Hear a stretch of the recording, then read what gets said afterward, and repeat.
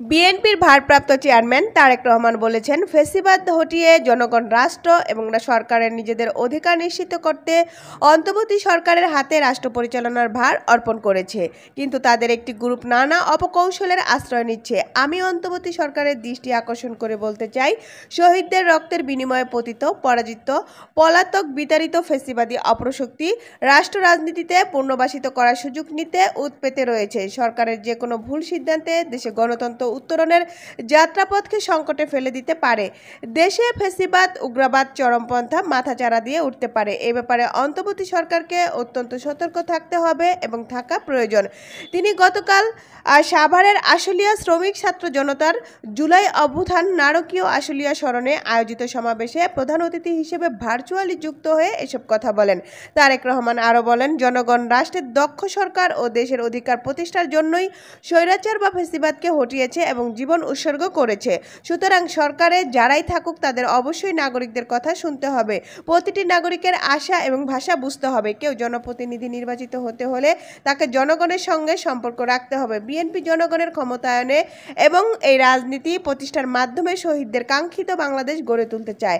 শহীদ পরিবারের উদ্দেশ্যে তারেক রহমান বলেন, শহীদরা কিন্তু শুধু একটি সংখ্যা নয়, একটি প্রাণের সমাপ্তি, একটি পরিবারের মৃত্যু, একটি স্বপ্ন সম্ভাবনার অবসান।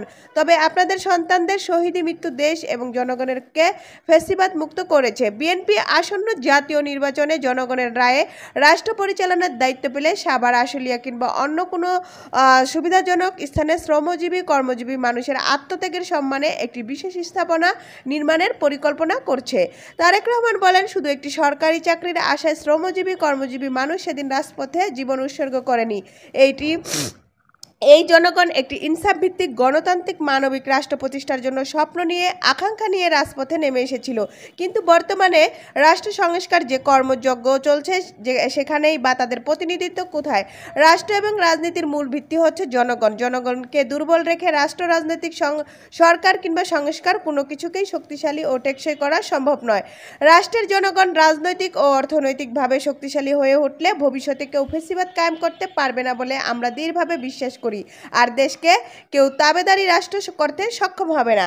সমাবেশে প্রধান বক্তা হিসেবে উপস্থিত থেকে বিএনপির মহাসচিব মির্জা ফখরুল একটি জাতীয় ক্ষমতায় টিকে থাকার জন্য আমাদের নেতা বা নেতৃত্ব দেন, যাদেরকে এদেশের মানুষ নেতা বলে মনে করে, তারা ক্ষমতায় চিরদিন টিকে থাকার জন্য এভাবে গুলি করে, পুড়িয়ে মানুষ হত্যা করে, যেটা হাসিনা করেছে। আজ গোটা জাতি হাসিনার বিচার চায়। তিনি বলেছেন, আপনারা জানেন হাসিনা পালিয়ে গেছে ভারতে এবং ভারত তাকে আশ্রয় দিয়েছে। এখনও সেখান থেকে বিভিন্ন ধরনের অডিও ও ভিডিও বক্তব্য দিয়ে বাংলাদেশে বিভিন্ন ধরনের নৈরাজ্য ও উত্তেজনা সরানোর চেষ্টা করছে। সম্প্রতি যেটি গোপালগঞ্জ করেছে। দীর্ঘ 15 বছর এই হাসিনা সরকার দেশের মানুষের উপর স্টিম রোলার চালিয়েছে।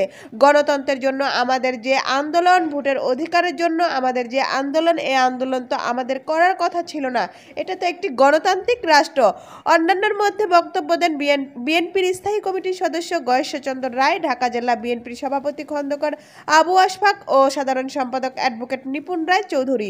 সমাবেশে সাভারের আশুলিয়ায় পুলিশের গুলিতে শহীদ আবুল হোসেনের স্ত্রী লাকি আক্তার বলেন, আমার স্বামীকে গুলি করেছে শুনেছি, কিন্তু খুঁজে পাই নাই।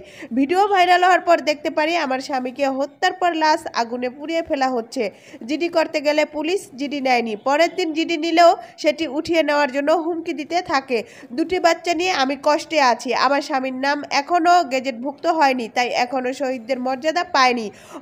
অন্তত শহীদের মর্যাদাটা দেন, বিচার চাই। শহীদ আরিফুল রহমানের ভাই সাইদুর রহমান বাবু বলেন, 5 আগস্ট ঢাকায় লং মার্চে যোগ দিয়ে সাভার থানায় সামনে গেলে গুলিবিদ্ধ হয়ে এনাম মেডিকেল কলেজ হাসপাতালে আইসিইউতে নেওয়ার পর মারা যান। শহীদ বায়েজিদ বুস্তামের স্ত্রী রিনা আক্তার বলেন, আমার সন্তান বাবা বাবা করে ডাকে, কিন্তু তাকে আমি কিছুই বলতে পারি না। শেখ হাসিনাকে আশুলিয়া এনে এর বিচার দাবি জানাই। এর আগে সাভার আশুলিয়ায় গুলিবিদ্ধ হয়ে শহীদ হওয়া সবার পরিবারের হাতে শহীদি সম্মাননা তুলে দেন বিএনপির দলীয় নেতাকর্মীরা।